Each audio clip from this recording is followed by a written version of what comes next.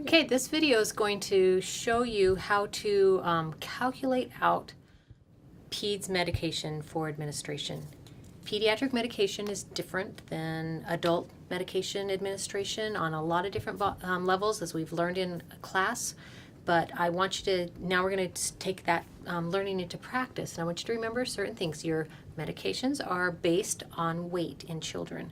We don't give the same amount of medication to a baby that is 1 year old versus a child that is 3 years old unless they weigh the same. So it's not so much age, it's weight. We want to make sure that they're able to metabolize and excrete the medications, and so there's very specific ranges that are given for the medication. And as a pediatric nurse, it's your responsibility when you have a patient that you're administering medications to make sure that the dose is safe and therapeutic. And so that's the responsibility of the PEDS nurse.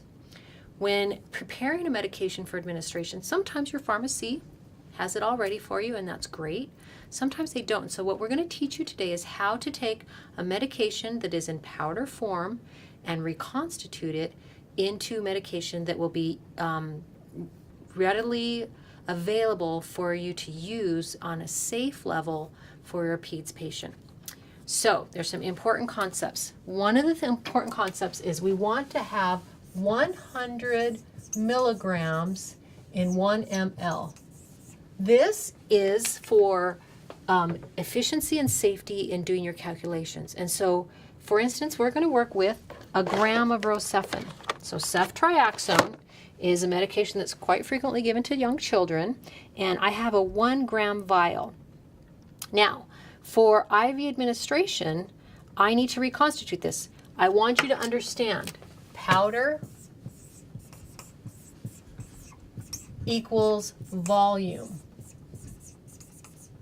Okay, so if I have 1 gram, I want 100 milligrams per 1 ml. So if I have 1,000 milligrams, I don't know how many milliliters I have to be equivalent to 100 milligrams. Make sure that your units match up in 1 ml. So this is an XML right here. So if I cross multiply and I get 1,000 equals 100 X, and then I divide by 100, both sides by 100, then X is going to equal 10.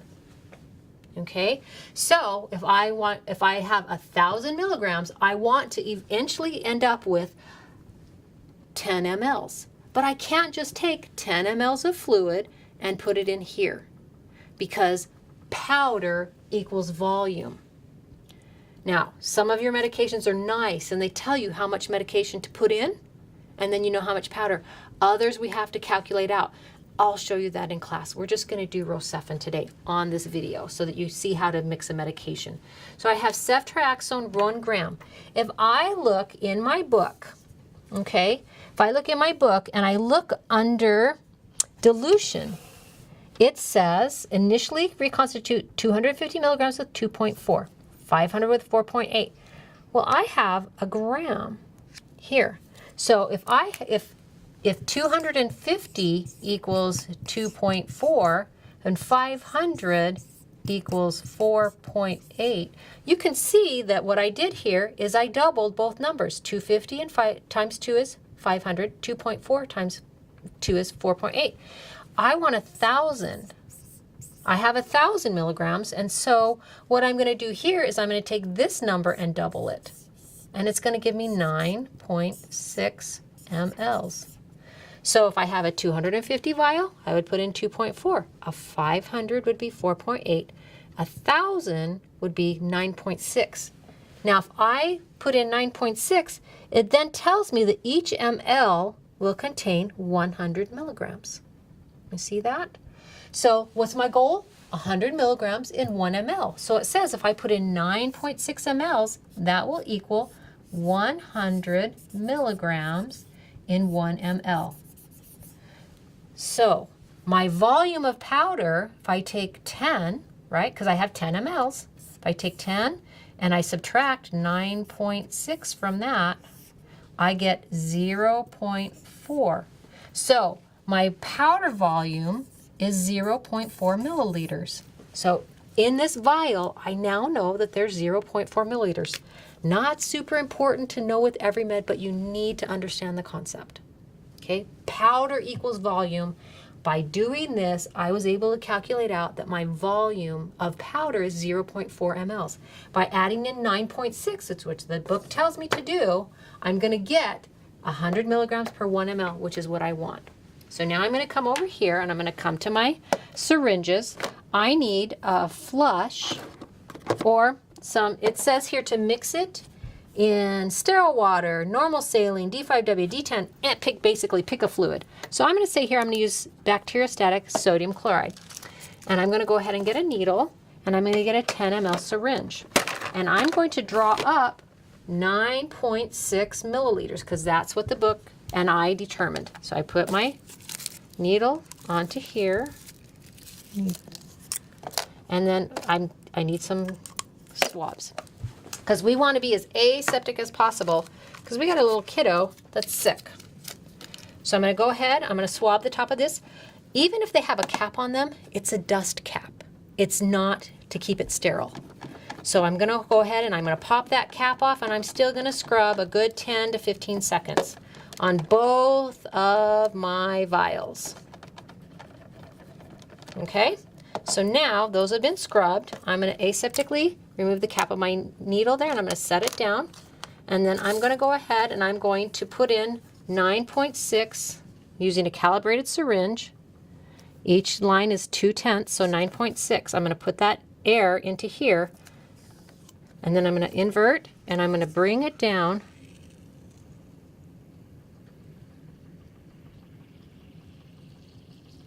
Letting it fill, being careful not to touch. You see how those bubbles? I don't want bubbles. And see how I pulled it down further than 9.6? It's okay because it's just fluid. So I'm going to tap it. I'm going to get rid of the bubbles. And then I'm going to go ahead and go back in. And I'm going to come up. I can flick it as well. I'm going to get rid of it. And then I'm going to come up to 9.6.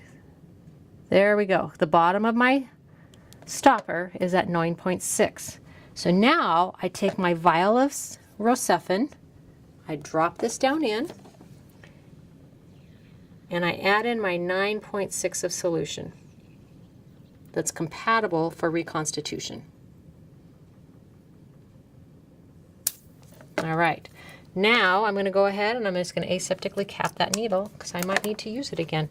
Then I go ahead and I reconstitute my medication by slowly agitating it. You can go like this a little bit. You don't want to get crazy and shake it because then you got bubbles in there and then you have to deal with air inside your syringe when you're drawing up your dose. Okay, so now I have my medication ready. It's reconstituted. 9.6 mLs has been added in, so now I have 100 milligrams per ml of my vial. Now we need to go and figure out all the calculating that we need to do to make sure that we're giving a safe dose of this prepared medication. So I have my medication prepared. I'm going to come over here and we're going to do some more math because you guys all love math, right? All right. So my patient's name is Pediatric. He's 4 years old, and he was admitted with cellulitis. I need to know his diagnosis to see if his dose is correct. He weighs 33 pounds, and it's time for his next dose of Rocephin. Okay, I'm going to change this. Yes, I am. Just a second. I want it to be, yes, no, yeah. Sorry, guys. I switched these out, and I made different copies. It's supposed to be 44 pounds. I changed this, okay? All right, so 44 pounds is how much he weighs. He's 4 years old and weighs 44 pounds. It's time for his next dose of Rocephin. Kids' weight. Your medications are based on milligrams per kilogram. My dose order is 500 milligrams every 12 hours, okay? So I'm going to find out how much my kiddo weighs. So I take 44 and I divide it by 2.2, and I get 20. So my kid weighs 20 kilograms, okay? I'm going to carry that through, so I want to make sure I know that number. Based on the information in the medication book, what is a safe dosage range for this drug? All I have to do is I come here and I look under pediatric dose, skin and soft tissue and other serious infections other than meningitis. doesn't have meningitis, and he has a skin infection or a soft tissue. It says here 50 to 75 milligrams of body weight, 24 hours as a single dose, or to equally be divided in doses every 12 hours. Nice thing about this IV drug book is it tells you you're going to give it every 12 hours, 25 to 37 milligrams per kilogram every 12 hours. My dose is ordered for every 12 hours. So all I need to write down here is 25 to 37.5 milligrams per kilograms per 12-hour dose. All right? So now I know this. Now, based on my patient's weight, is the dose ordered safe, meaning therapeutic for administration? There's two ways to do this, and I'm going to show you both ways. You can choose which way, or you can do both ways to double check. It says 25 milligrams per kilogram, right? So 25 milligrams per kilogram. So if I take 25 and I multiply it by 20, that is going to equal times 20 equals 400.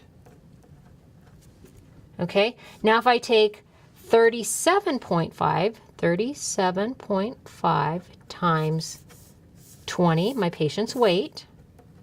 So 37, this is milligrams and this is kilograms, milligrams and kilograms.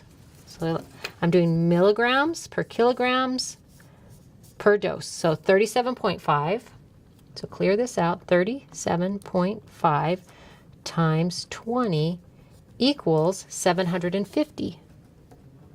So my dose is 500. Does 500 fall between 400 and 750? Yes. So this would be therapeutic. The other way to do it, I took my ranges. That gives you a range. I can find out exactly how many milligrams per kilogram my patient is getting if I take their dose.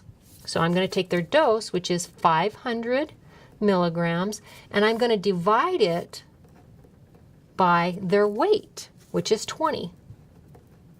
So I have 500 milligrams divided by 20 kilograms will tell me how many milligrams per kilogram. So I take 500 and I divide that by 20 and I get 25. 25 times 20. Let's do this again here. It's 500. I must have hit a button wrong. Okay, so 500, yes. So if I take 500 and divide it by 20, I get 25. So my patient is getting 25 milligrams per kilogram per dose because I took milligrams per kilogram, and this is what they're getting, milligrams per kilogram per dose. So either way that you do this is correct. Okay, you can either take your range and multiply it, or you can take your dose and divide it by their weight, and that's going to give you the same answer, and you're going to know, yeah, what I have for my kid is safe. Now, I set this up to be 100 milligrams per mil, but I'm not ready to take it to the bedside. I need to look under dilution. The first part of dilution tells us how to reconstitute our medication. And then if we look further, it says a single dose needs to be further diluted and given as an intermittent infusion. Shake well. Concentrations, what it says here is the most important. You look for the word concentrations. Concentrations of 10 milligrams per ml to 40 milligrams per ml are recommended for intermittent infusion. Okay? So now I write down here, safe concentration for administration is 10 milligrams per 1 ml to 40 milligrams per 1 ml. A kiddo that weighs 44 pounds should not have 50 to 100 milliliters of fluid infused in just 30 minutes time. That can cause fluid overload and be dangerous to their lungs. So this is why I need to know this in kids especially, because we give kids medications at different volumes than what the book says. Because the book says for an adult you give 1 to 2 grams. But for a kid, it says it's based on the weight. So I reconstitute the medication as necessary. So I added 9.6 mLs, which will equal 100 milligrams in 1 ml, because that's what I got from my book. Now, what amount do I drop from my ordered dose? If I have 100 milligrams in 1 ml, and I want to have, I'm going to do an equivalency here. If I want 500 milligrams in X mLs, I'm going to again cross multiply, so I get 100x equals 500. And then I divide by 100, and I get 5 mLs. Okay, so 5 mLs is what I need to draw up for my dose. Okay, my final volume for administration, if I drop 5 mLs, I have 500 milligrams. Is it at the concentration of 10 milligrams per mil to 40 milligrams per mil? No, it's at the concentration of 100 to 1. So my final volume, I'm going to take my safe concentration for administration and my dose of 500. So I'm going to say I have 500, wait a second, I'm going to say if I have 10 milligrams in 1 and I have 500 in X. And I'm going to do that, and then I'm also going to do 40 milligrams in 1 ml and 500 over X. Okay, so see how I've set it up? I know 10 to 1 is safe. I know 40 to 1 is safe. I have 500 milligrams, so what's my volume there? And when I do my cross multiplication, I get 500 equals 10x, and x is going to equals 50. And then I have 500 equals 40x, and x is going to equal 12.5. 12.5. We'll just double check that, my brain math. So 500 divided by 40 equals 12.5. Okay, so my volume to take to my bedside is anywhere from 50 mLs to 12.5 milliliters. Okay, so my med, I'm going to take my 5. Now, if my patient already has fluid running, I would want to go with a more concentrated because they're going to go in at the same time. If my patient doesn't have medication running, I will go closer to the more dilute. Because if I look up here, my pH, you always want to look at your pH, is 6.6 to 6.7. It's going to be a little bit acidic to his veins. And these little kiddos have very tender veins, and we want to be careful that we don't hurt them. Okay, so I'm going to prepare it. Let's say I'm just going to pick, I can pick any number though between 12.5 and 50. Let's say 20. I don't even need to know how much milligrams per milliliter that is because I know that it's between 12.5 and 50. So I go ahead and I'm going to grab my large syringe here. I have a 20 ml syringe, so I'm going to take that syringe out. And then I'm going to go ahead and draw out a 5 ml syringe because I know my dose is 5 milliliters. So the first thing that I'm going to do is I'm going to pull up my medication.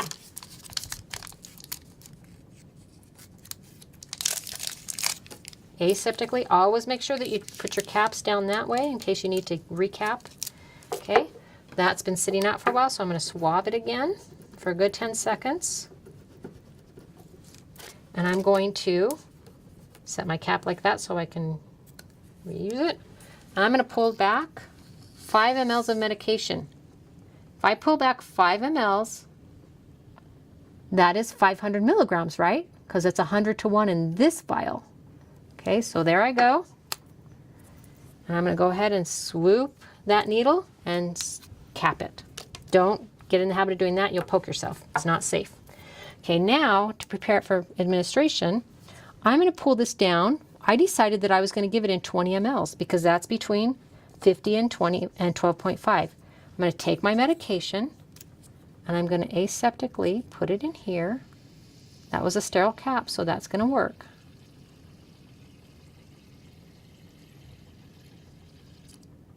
Okay, so now I've got this medication. I'm going to swoop and scoop that needle. Then I'm going to go ahead and I'm just going to go like that. And then I'm going to get some flushes. And I'm going to use flushes because normal saline is compatible. So I'm going to grab a couple of flushes. I know I need one for the med administration. This is a sterile cap. And I'm going to go ahead and I'm going to put the needle onto my flush here. And incidentally, I can do this to fill up my syringe as well. I'll just show you that trick here.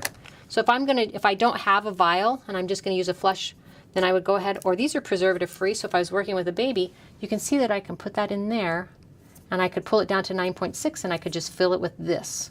So that's another way that you can fill up your syringe. Okay, so now I've got that there. I've got my 5 mLs for administration. I'm going to carefully put this in, and I'm going to fill it all the way to the top. So I know that it's going to take more than one flush to do this. So I'm just going to keep pushing that in.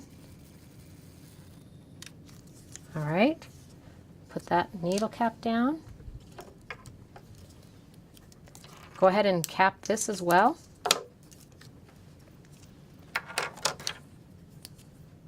Transfer that needle. Keep my cap up in case I need to use it. Put that cap down.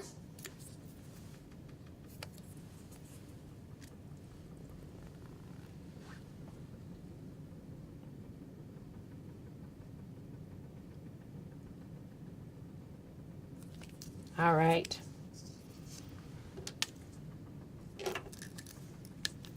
So now I have my medication, but to me it just looks like a syringe with some fluid in it. I need to mark it. So I'm going to go ahead and grab my tape here, or a patient med label, whatever you use. I'm going to write on here Rocephin. And I'll go ahead and put my initials and the date, 12/13, and the time, which is 13:30. Okay. Now I'm going to take this label and I'm going to put it on this syringe. And now there's no question what is in the syringe. It's Rocephin, 1330, and I can go ahead and put 500 milligrams of Rocephin too, so they know the dose. Okay, so 500 milligrams of Rocephin. Now, to administer it to my patient, I'm going to use a syringe pump, because that's the standard in pediatrics. This is syringe pump tubing. When you look at how long this is, you would think that it has, several milliliters of fluid to go ahead and prime that. It actually only takes a half of an ml to prime this tubing. So it's really hard to push down. You have to eat your Wheaties to get that to squirt out. All right, and so we store these. We can store these. Some places, depends on your facility policy. ISMP says it's good for 24 hours. I'm going to give 2 doses so I can use this.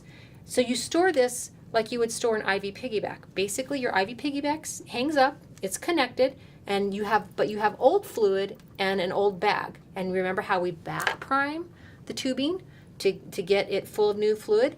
We're going to do the same thing, but we're going to do it a little bit differently with this. I'm going to go ahead and I'm going to take this flush that I used, and I'm going to transfer aseptically this cap onto here. This is brand new fluid, so this is basically priming it. So I'm going to go ahead and take that cap off as well, and I need to push. It's a half a mil, so I need to, if I push through a full mil, then I know that I have cleared my line of all the old fluid that was in there. So I've got my flush and I've got my med. I want to have a flush as well to prime my line, to test my line on my patient. So I can do that with what's left in here, or I can bring in another one. Either way, it doesn't really matter. I'll go ahead and I'll just bring in these. I'm going to go ahead and grab this. I've double checked all my math.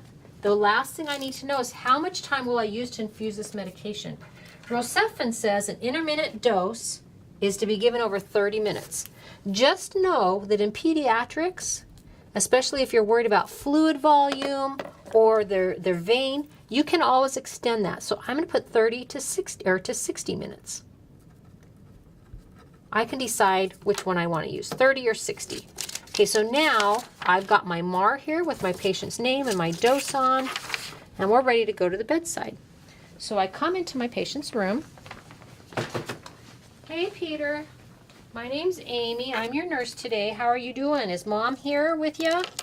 I would oftentimes, in pediatric setting, use a mother or a parent to verify their name and date of birth. Of course, we always do hand hygiene before we touch our patient. Peter, I've got some medication here because you've got that rash on your cheek, and I'm going to go ahead and put it right here in your IV. You shouldn't feel it. It's not going to cause you any kind of discomfort, but it's just, I just want to make sure that everything is really good. So I'm going to push a little bit of fluid through. You might feel a little cold, but before I start any of this, I want you to tell me your name and date of birth. Is it Peter Atrix, and your date of birth is May 24th, 2013? So if he's able to talk to me, and he would say yes, but I could also verify it because I have it right here. I would make sure that it matches his band, and I would go with that. So I've verified my patient, and then I'm going to go ahead and I'm going to assess his IV site.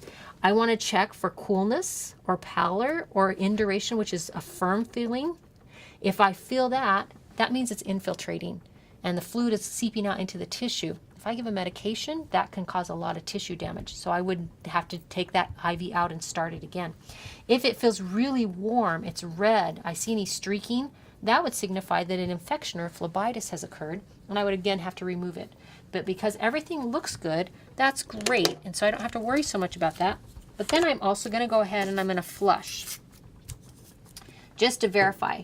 Okay, so I'm going to come here, and I've got a Curo on this one, so I don't need to do any swabbing because that is considered aseptic. I'm going to go ahead and prime my flush here. I'm going to connect it right here, and I'm going to gently flush rather slowly, a couple, 2 to 3 mLs. Of course, we wouldn't have that air in there, but so I do that, and I ask Peter, does this hurt at all? And he says, no, feels a little cold. I'm like, okay. So I'm done with that. Now I can connect my medication. Now remember, I have that fresh flush on there. Again, I could have used that flush for this, but I didn't. So I'm going to go ahead and I'm going to aseptically connect my medication now to my syringe tubing. And I'm going to take my syringe tubing and I'm going to come here and I'm going to scrub for a good 10 seconds with this alcohol swab because nobody ever dies from alcohol swab poisoning. And I'm going to go ahead and connect my syringe pump. Now my syringe pump, it's a little different than your piggybacks. It goes in the port closest to the patient, and I want the fluids to be running. I don't turn off my fluids that are running. I want the fluids to run at the same time that the medication is running in, because that'll kind of buffer it a little bit more by and bring it to a tonicity closer to blood. This is a syringe pump, and so I'm going to show you how to work it. Okay, I want you to say with me, I want you to say flange first, secure syringe, and then place plunger. Okay, so this comes up. It's already up. Okay, so here, these syringe pumps work anywhere from 1 to 60 mil syringes. So this is the flange of the syringe. It has to go between the dark gray and the lighter gray. So I tuck that in there. So flange first. Second, secure the syringe. I've got the syringe secured, and then twist and push down your plunger. You want to be careful, don't push too hard, just get it down in there like that. Okay, now I'm going to turn my channel on. So I hit channel select, and I have a BD, and it tells me if I load this first, it's like, hey, you put in a BD plastic pack 20 mil. If it's a monoject, don't argue with it. Never argue with the computer. Say, sure, that's what I got. It says confirm syringe size, so I hit confirm. Now it says I just want a basic infusion. Okay, so basic infusion, my rate is 20 mils because I decided I'm going to give it over an hour. If I was going to give it in 30 minutes, I would set it for 40, but I'm like, you know what? We're going to eke that IV along. So 20 mils per hour, volume to be infused, it says all. Yes, I want it all to go in. And I press start. And that's all there is to it. You hear it working, and it's infusing. And you can see that it's counting down the numbers here. So I'm good. That is how you set a medication up for pediatric administration. How you do the math, how you do the mixing, and everything like that. Of course, we're going to go over this with all the medications that you'll be practicing with quite extensively in the lab, but I just want you to have this as a reference. Then I would, of course, document on my MAR the medication that was administered and the flush that was given. After the medication is complete, it'll beep at me and tell me that it's complete. And what I would do is I would come in, again, a half a mil of medication may not seem like much, but sometimes you're mixing a drug on a baby that only is 2.5 mLs. So that could be 20% of their medication sitting in the tubing. And so when you're finished, what you do is you come in and you turn off your channel, and you're going to go ahead and you're going to release your medication, take this off, And I would come in with a brand new syringe and a flush. I would leave it connected to the kiddo, and I would remove this is the syringe, the medication, and I would put this on, and then I would, over a couple of minutes, I would go ahead and I would pulse in just a little bit at a time, taking 2 to 3 minutes. I would push in 1 to 2 mLs.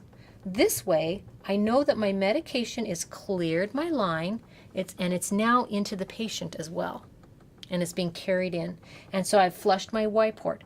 When I'm finished with that, I can go ahead and I can take this off. I can put the cap on here, and then I can store it for subsequent use if the IV tubing is still going to be good. If not, then I would discard it.